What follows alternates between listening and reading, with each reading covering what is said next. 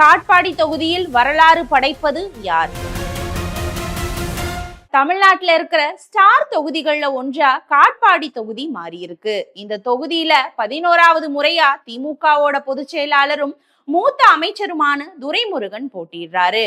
13வது முறையா தேர்தல்ல களம் காண இருக்கிற அமைச்சர் துரைமுருகன் இந்த முறை வெற்றி பெற்றா இந்தியாவிலேயே அதிக முறை எம்எல்ஏ ஆனவர் அப்படிங்கிற வரலாற்று பெருமைக்கு சொந்தம் கொண்டாடுவார். இத குறிப்பிட்டு சொன்ன அதிமுக பொதுச் செயலாளர் எடப்பாடி பழனிசாமி, இவர் பெருமைக்காக நிக்கிறதுக்காக நம்ம ஓட்டு போட முடியுமா அப்படின்னு குற்றம் சாட்டினாரு. தமிழக ஆந்திர மாநில எல்லையொட்டி இருக்கிற காட்பாடி தொகுதியோட முக்கிய அடையாளங்கள்ல ஒன்றா புகழ்பெற்ற விஐடி பல்கலைக்கழகமும் கிருபானந்த வாரியார் பிறந்த காங்கேய நல்லூரும் இருக்குது.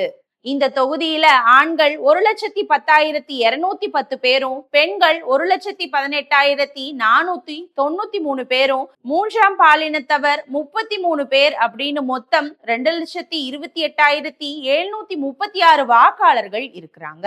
சென்னை, பெங்களூரு போன்ற பெரும் நகரங்களுக்கு இடையே ஆன இந்த காட்பாடி ரயில் சந்திப்பு மிக முக்கியமானதா பார்க்கப்படுது. இந்த தொகுதி கடந்த 1962ஆம் ஆண்டுல இருந்து இப்ப வரைக்கும் 14 சட்டப்பேரவை தேர்தல்களை சந்திச்சிருக்கு. திமுகவுல பல்வேறு மட்டங்கள்ல முக்கிய தலைமை பொறுப்புகள், அதோட நீர்வளத்துறையில அபார அனுபவம் வாய்ந்த துரைமுருகனுக்கு கடந்த 2021 தேர்தல் முடிவுகள் ஆறாத காயத்தை ஏற்படுத்திருச்சு அப்படின்னு அந்த கட்சியினர் புலம்புறாங்க. சுலபமா ஜெயிச்சிடலாம் அப்படின்னு ஆதரவாளர்களோட பேச்சை நம்பி களத்தை கோட்டை விட்டார் அமைச்சர் துரைமுருகன்.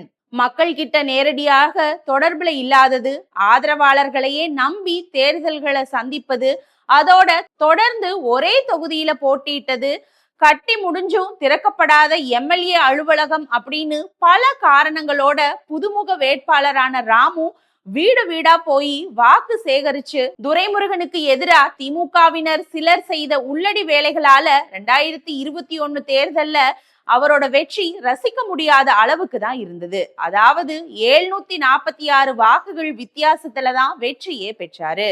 தற்போது வர இருக்கிற சட்டப்பேரவை தேர்தல்ல திமுகவுல மீண்டும் துரைமுருகனும், அதிமுகவுல மீண்டும் ராமுவும், நாம் தமிழர் கட்சியில திருக்குமரன் அப்படிங்கிறவரும், தாவேகாவுல டாக்டர் சுதாகர் உட்பட 15 வேட்பாளர்கள் களத்துல இருக்கிறாங்க. கடந்த தேர்தல்ல கிடைச்ச மார்ஜின் வெற்றியை விட இந்த தடவை பெரிய வெற்றியை துரைமுருகனுக்கு பெற்று தரணும் அப்படின்னு அவரது ஆதரவாளர்கள் ஒரு பக்கமும், அவரது குடும்பத்துல இருந்து 3வது தலைமுறை வரை தீவிரமா களப்பணியாற்றி வராங்க. கடந்த 5 ஆண்டுகள்ல களஞ்சூர் தாரா படவோடு ஏரி புனரமைப்பு, சேர்க்காட்டுல புதிய கல்லூரி, புதிய மருத்துவமனை, பாண்டியன் கால்வாய் கட்டுமான பணிக்கு அடிக்கல் அப்படின்னு பல்வேறு திட்ட பணிகளை சொல்லி திமுகவினர் தீவிரமா வாக்கு சேகரிச்சுட்டு வராங்க. அதே சமயத்துல தன்னை யாருமே வெளியூர் வேட்பாளர் அப்படின்னு சொல்லிடக்கூடாதுங்கிறதுக்காக காட்பாடிக்கே இடம் பெயர்ந்திருக்காரு அதிமுக வேட்பாளர் ராமு. 2021ல ஜஸ்ட் மிஸ்ல விட்டதை பிடிக்க கடந்த 5 ஆண்டுகளாகவே காட்பாடி தொகுதியை சுற்றி சுற்றி வராரு.